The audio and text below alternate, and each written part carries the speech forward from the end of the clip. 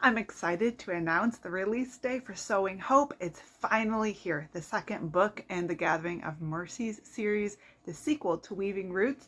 The stories really don't overlap that much, so you'll be perfectly fine reading the second book without having read the first one. You'll just have a brief introduction to Patrick's family at the beginning of the book.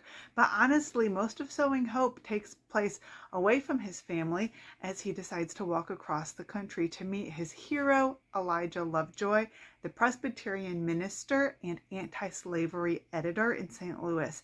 I'm thrilled to be able to share the story of Elijah Lovejoy with you, and I chose to do it through Patrick's eyes as a fictional character so that he could see the history as it really happened and share it without moving into uncomfortable territory, getting inside the head of a real person. So the story of Elijah Lovejoy that you'll encounter in Sowing Hope is completely true.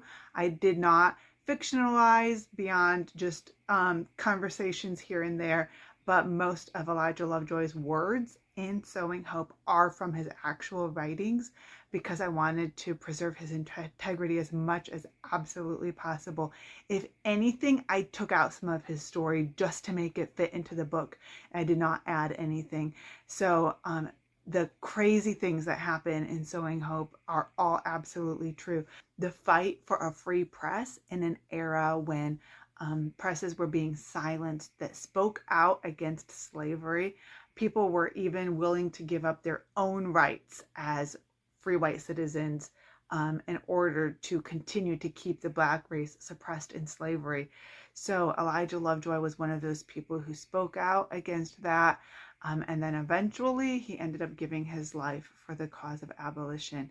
Along the way, you'll meet other amazing real people.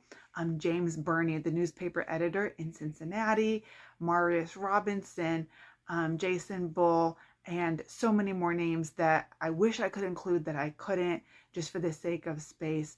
You'll see the different ways of thinking about abolition in the 1830s.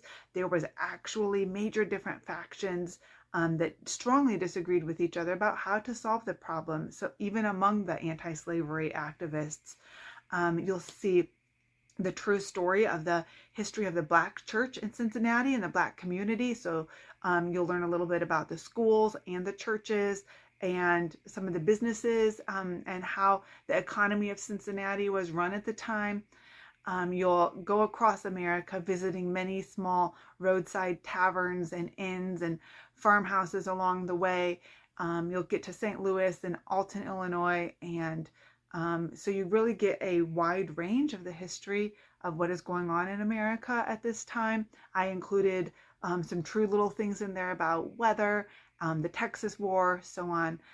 But along the way, Patrick does meet a beautiful woman. There is romance in Sowing Hope. He does get his happily ever after, but more than anything, he's in a search to regain his hope and purpose when he's been fighting for so long against a cause that doesn't seem to be moving at all. And in fact, everything's just getting worse and worse, and he's feeling extremely disheartened and discouraged. And so in Sowing Hope, we talk about how to continue the work that God has given us to do without carrying the weight that was meant for God's shoulders alone.